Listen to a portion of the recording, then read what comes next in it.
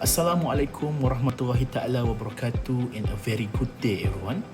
My name is Muhammad Kuzaimi and I will be the first presenter from our group. So our group consists of 5 members and together we will be presenting a comparative analysis of income tax and zakat treatments for individuals and corporations in Malaysia. To begin, I will start with the income tax, then highlight the contrast with zakat. Under the Income Tax Act 1967, chargeability depends on residency, status and type of taxpayer.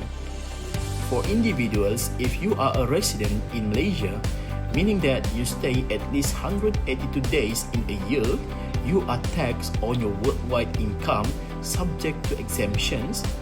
However, if you are non-residents, they are only taxed on income sourced from Malaysia.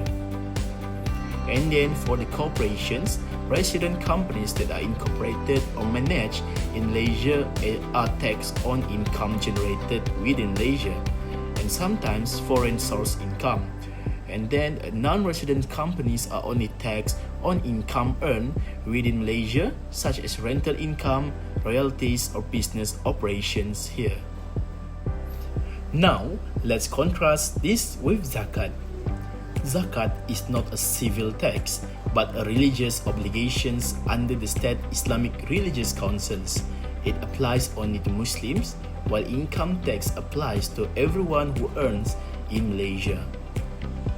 For individuals, zakat is paid if their wealth or income reach the nisab, which is equal to about 85 grams of gold and has been held for 1 lunar year. Non-Muslims are not liable to pay zakat. That concludes my part on the scope of chargeability and the contrast between tax and zakat.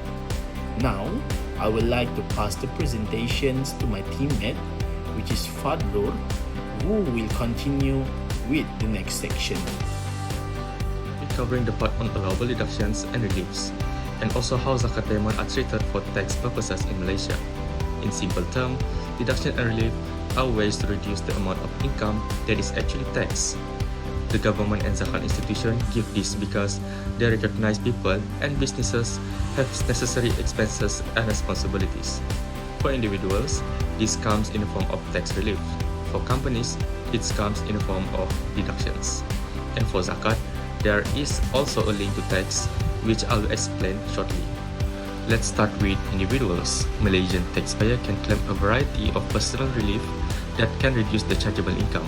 Some common ones include self-relief for yourself, spouse and child relief, lifestyle relief like books, sports equipments, and even broadband, medical insurance and expenses, EPF retirement contributions, and also additional relief if you or your dependent is disabled.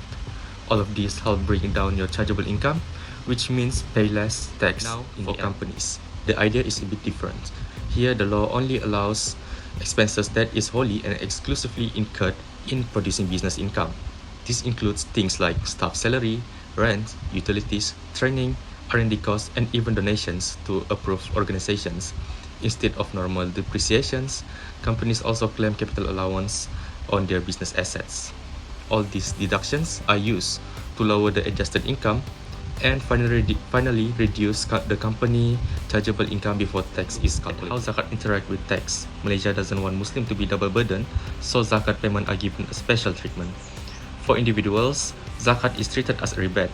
This means it directly reduces the amount of tax payable. For example, if your tax is 3,000 ringgit, then you have already paid 2,500 in zakat, then you only need to pay a balance of 500 ringgits. For companies, zakat is treated as a deductible expenses. So instead of reducing the tax payable directly, it reduces the income that will be taxed. For example, if the company income is 100,000, the zakat paid is 2,500, then only 97,500 is subject to tax. Now, I will talk about basis calculation for zakat, both individual and company. For individuals, zakat is based on income and wealth. The formula is 2.5% of total zakatable income after deducting allowable expense. Zakatable income includes salary, saving, investment, and side income. Allowable deduction cover basic needs such as self, spouse, and children expense, as well as contribution like EPF, SOCSO, or parental support. Zakat is only due if the net income reaches the nisab, which is equivalent to the value of 85 grams of gold or 29,000 ringgit. For companies, the calculation is different. Businesses use either the working capital model or the growth model. In the working capital model, zakat is calculated as 2.5% of current asset minus current liability, adjusted for any non-halal elements. Current assets include cash, receivables, inventory, and short-term investment, while current liability cover account payable, short-term debt, and accrued expense. Meanwhile, in the growth model, zakat is calculated as 2.5% of the owner's equity plus long-term liabilities, minus fixed and non-current asset, with adjustment for non-halal items. In summary, individual zakat emphasize personal earnings after basic needs, while company zakat emphasize business wealth and growth after deducting liabilities and non-zakatable asset. Thank you. I will pass it to the next. Show the formula for determining taxable income for an individual and as company. For individuals, we start with gross income, subtract allowable expenses to get aggregate income, then donations are deducted, giving us total income. Finally, we deduct personal relief such as self, spouse, children, EPF, insurance, and lifestyle to arrive at taxable income. So, individuals benefit from personal relief and their tax is calculated at progressive basis. We also start with gross income, subtract allowable business expenses to get adjusted income. Next, capital allowance are deducted, giving statutory income. We then sum up all the statutory income from various sources to get aggregate income. After deducting approved donation, we get the final taxable income. Unlike individuals, companies don't enjoy personal relief. They are taxed at flat corporate rate instead. The main difference is the individuals reduce their income through personal relief, while companies reduce their income mainly through business expenses and capital allowance. Today I will explain about progressive tax rate for individual in Malaysia. A progressive tax means that the more income you earn, the higher percentage of tax you will pay.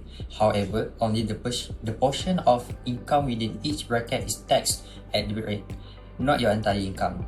For example, in 2024, the tax bracket ranges from 0% for income up to 5,000 ringgit is 30%, for 50,000 ringgit to 70,000 and up to 30% for income above 2 million. It's important to note that only income earned in Malaysia are taxable. Taxpayer can also claim various relief and deduction to reduce their chargeable income. Employers will deduct tax monthly under the monthly tax deduction or PCD system. Lastly, residency status matter. If you spend 182 days or more in Malaysia, you are considered a tax resident and taxed progressively with relief.